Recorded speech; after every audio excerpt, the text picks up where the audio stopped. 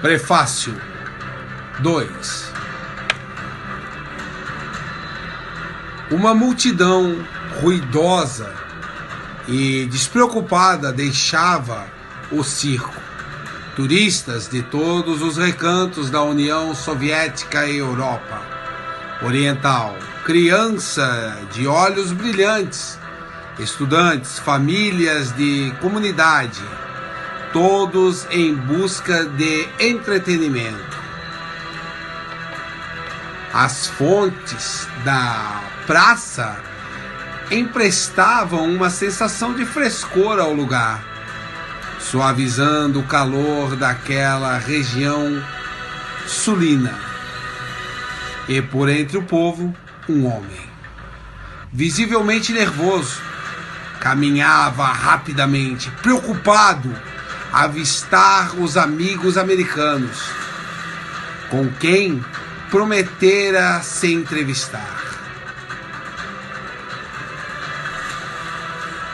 Na noite anterior, eu fora à reunião da única casa de oração que servia à população da cidade de 1 milhão de habitantes e ouvira-o entregar um maravilhoso sermão sobre o poder de Deus.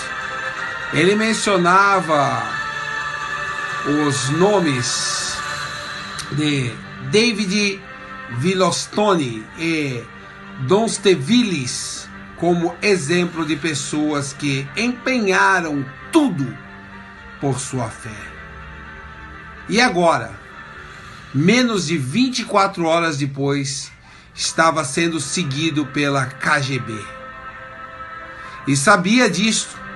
Sua mente era um torvilho de terror, a lembrança do mal que poderia atrair sobre a sua família, sua igreja e sobre seus amigos americanos.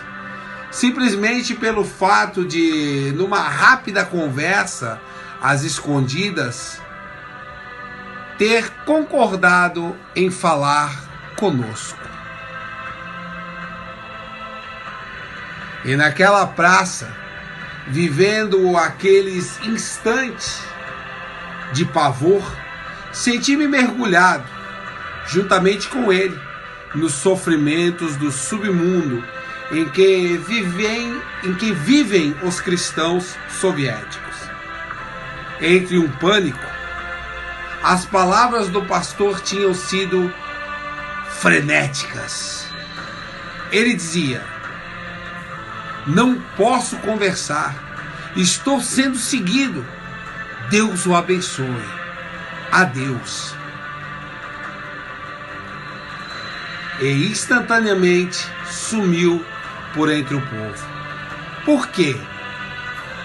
Porque a polícia secreta soviética se importaria com o fato de que 2 cristãos americanos estejam conversando, em particular, com um pastor russo. Foi nesse momento que cheguei à conclusão de que a história de Ivan deveria ser escrita. O que ele passou em forma intensificada é o mesmo que passam todos os crentes da União Soviética. Gente simples e humilde, cuja existência é um calentoscópio de temores e incertezas, cautela, sacrifício, coragem inacreditável, resistência e triunfo. Às vezes era muito difícil fazer indagações sobre Ivan dentro da Rússia, pois a polícia estava realizando forte campanha para apreender e destruir declarações e documentos feitos em conexão com o caso de Ivan Mozeevsky, além de ameaçar com punição e privação os crentes que divulgassem os fatos.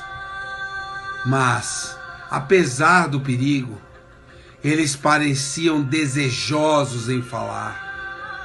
Quantas vezes vimos lágrimas rolarem dos rostos de homens e dos olhos de mulheres que afirmavam: Verno, Verno, é verdade, é verdade.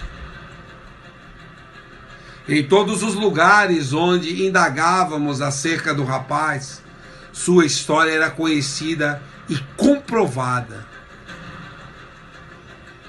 Uma moça da cidade de Omsk, engenheira química, contou-nos de uma reunião política, com presença obrigatória, que fora realizada na fábrica em que trabalhava, com a finalidade de rebater os rumores falsos que circulavam acerca da morte de Ivan e divulgar a versão oficial sobre a ocorrência. Na Geórgia, conversei assentada num banco de praça com uma senhora de meia idade, cujos olhos estavam vermelhos de chorar. Combináramos previamente de nos encontrar ali, e ela fora, apesar de se achar sob forte tensão. Na noite anterior, a polícia invadira e revistara sua casa, enquanto se achava na igreja. Estivera à procura de documentos sobre o caso de Ivan Mozeevski, mas não encontraram nada. Ela os havia passado adiante, precisamente um dia antes. Mas eles levaram seus livros religiosos e as pequenas porções da escritura que ela possuía. Relatou-me tudo isso com voz embargada, procurando controlar-se, mas quando terminou, caiu em prantos, sempre repetindo as palavras: isso é terrível, terrível. Fomos informados de outros detalhes da história de Ivan na Europa Ocidental, por intermédio de um ex-pastor da sua igreja da Moldávia. A família dele recebera permissão para emigrar, por terem eles parentes próximos que residiam na Alemanha. No momento, achava-se presente também um membro da igreja que assistia ao funeral de Ivan. Todos queriam dar testemunho da fé vibrante do rapaz e colaboravam para o livro de modo que lhes foi possível. Cada uma dessas pessoas tinha experimentado sua própria cota de sofrimento e, se desejassem, poderiam relatá-los também. O escritor russo Alexandre Solzhenitsyn tem despertado a atenção do mundo inteiro para a supressão dos direitos humanos básicos dentro dos limites da URSS. Ele se encontra entre os vários porta-vozes famosos do atual movimento dissidente da União Soviética. Um grupo de intelectuais que, pela eloquência em favor da liberdade de pensamento e expressão, e põe a descoberto o sistema soviético de terror policial. No momento em que escrevo, ele acaba de ser exilado pelo governo de seu país, em consequência da publicação em Paris do seu violento livro, O Arquipélago de Gulag.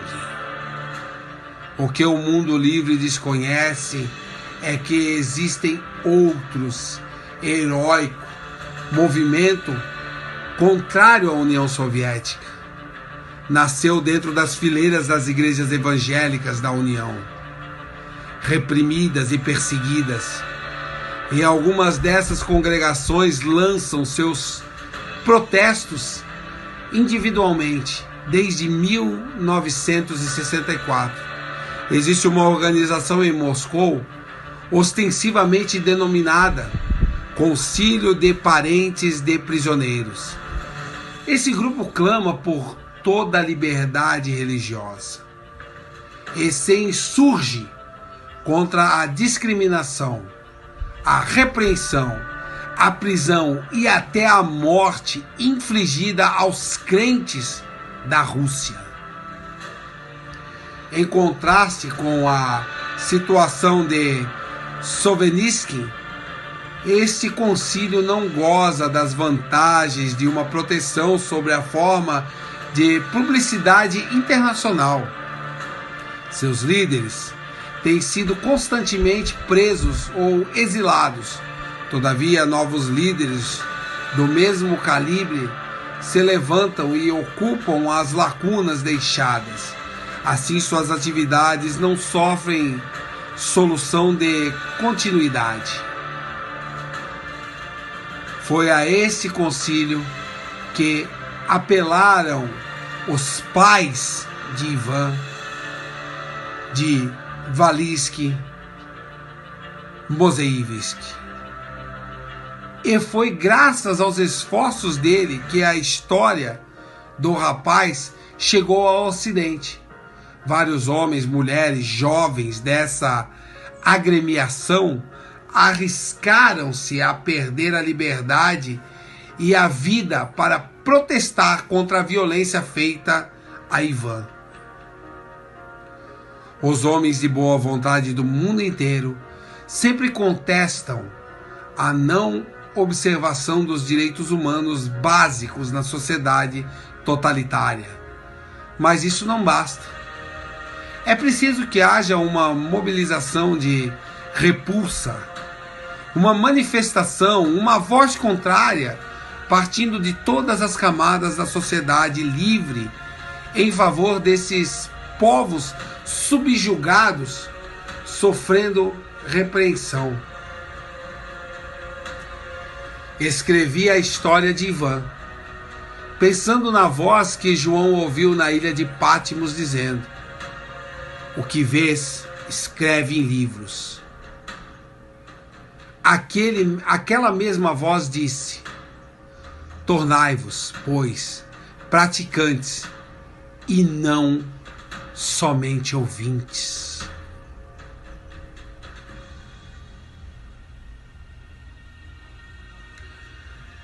Para os leitores que não estejam familiarizados com o nome e a nomenclatura russa, queremos explicar que o segundo nome de cada pessoa é sempre formado pelo primeiro nome do pai, segundo e seguindo de um sufixo, viknis, para o filho do sexto masculino, e evam, para a filha. Assim, Ivan Vaskelistyn significa Ivan, filho de Vaskelistyn. Isto tem semelhança com o costume bíblico. Exemplo, Davi, filho de Jessé. Embora isso possa parecer estranho aos ocidentais, os russos geralmente se dirigem uns aos outros citando o primeiro e o segundo nome.